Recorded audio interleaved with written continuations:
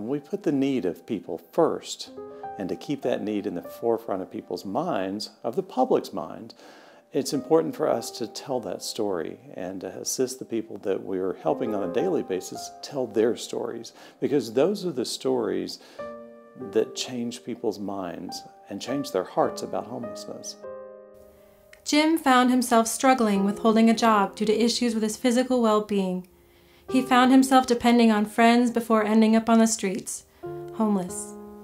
Not getting inside the arch on those cold and wet days was terrifying. But I began to rely on it desperately because it's a scary world out there after dark when you're on your own. And if you went somewhere else, you had a choice of going to jail or coming back and staying on the sidewalk in front of the arch. Roy moved to Austin with the promise of a new job. In Austin, he'd be able to visit his son regularly. Unfortunately, everything fell apart. He struggled to find steady work and a place to live. He spiraled out of control due to his substance abuse. Started having to live on the streets, working out of day labor. Whatever money I did have or did make started going toward nothing but drugs and alcohol. Judy was married for 30 years, living a normal life, working, and being a mother to her 4 children. Her life took an unexpected turn after she divorced her husband. She was left penniless and struggled to survive on her own on the streets of Austin for 6 years. When you're out there and you're homeless, you're laying out in the street, you're cold, you're hungry, you're tired. Sometimes the police move you from place to place to place. When it's like the winter, like this winter that just left here, you had hailing coming down and rain coming down. You don't have nowhere to sleep, nowhere to eat, or you're walking constantly walking, or trying to find a bus pass where you can get around. But it's very, very hard. I mean, it's really painful. Roy camped out in the woods for 1.5 years, trying to survive his homelessness and alcoholism. He managed to have a steady job at a local food pantry. Did shopping for my son's birthday party. I had saved up everything I could for months. I went out and bought him several really cool things for his birthday. And with that done, I felt like I had done a good day's work and I was satisfied with my accomplishments and decided to have a few drinks. Roy sat on a 25-foot embankment next to a busy highway. After several drinks, he blacked out and fell onto the cement below. I had no idea what was going on. I was, I guess, in total shock, and I was a lot more intoxicated than I realized I had let myself get. The paramedics were trying to calm me down and explain to me what was going on. They got me to the hospital, I guess, as fast as they could, and before I got hit by any cars or anything, luckily. And I couldn't hardly move. I couldn't get out of bed. I couldn't even transition to a wheelchair or anything. I had a good relationship with my children, but it was just that we had one daughter. I didn't know she was sick, and I didn't know she was dying. She didn't tell me. And I would go over there and cook, and I would go over there and clean, and then finally my other daughter told me on the phone. Then she says, Nancy's dying. You know, she said she has cancer. Didn't you know? I'm like, no, nobody told me. I'm like, okay, let me go talk to Nancy. And I talked to Nancy, and about a month later after that, she died. That was really hard, being homeless and trying to take care of your kids and your grandkids, knowing that they're sick. Even though you're homeless, you're still a mom and you still have responsibilities. And your kids have to come to you sometimes when you have problems. So I think that one thing hit my daughter, and she told me on the phone, and that made me feel really good. So we spent a couple of days together. It was pretty much depending on being able to get into housing, because to get into housing and to get a disability payment that was going to help me keep that housing were two things that I was focused on. Of course, the ultimate goal is that folks are not here on a daily basis. They are not folks who are going to be sleeping in an emergency shelter. The ultimate goal is the antithesis of homelessness, which is a home.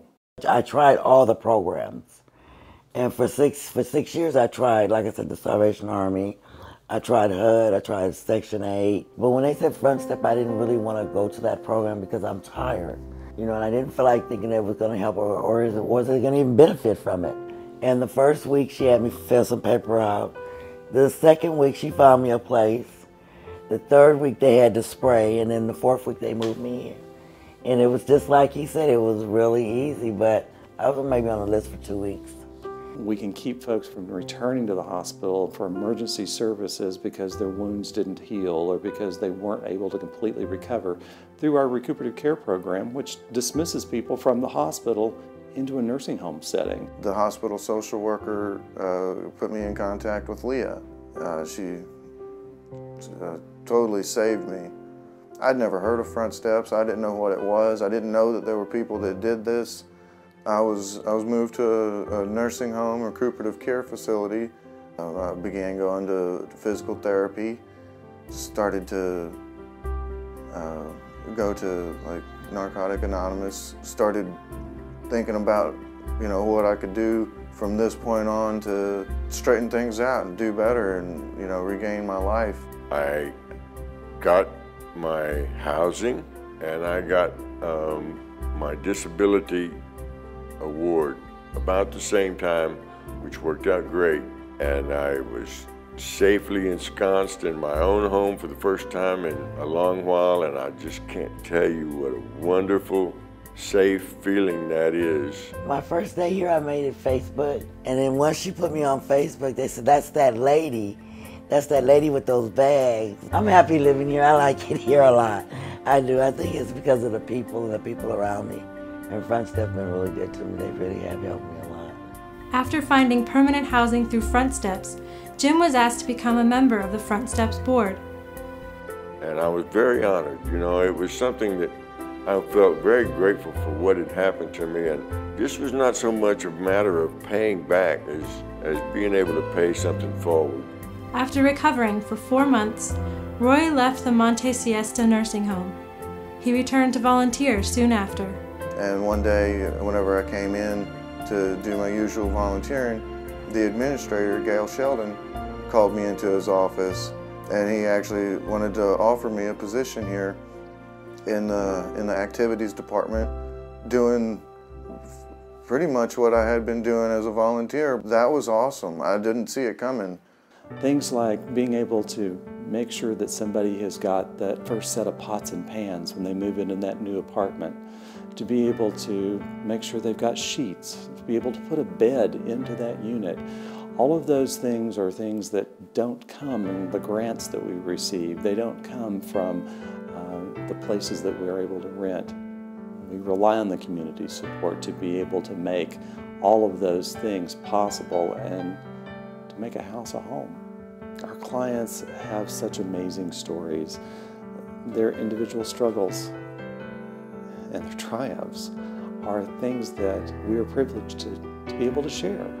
And Judy and Roy and Jim, all of those names mean something special to all of us who have chosen to come to work for Front Steps, for the volunteers who get to meet these people and understand their struggles, to be able to help them take that next step in life. It's an honor and a privilege, and it's something you don't forget.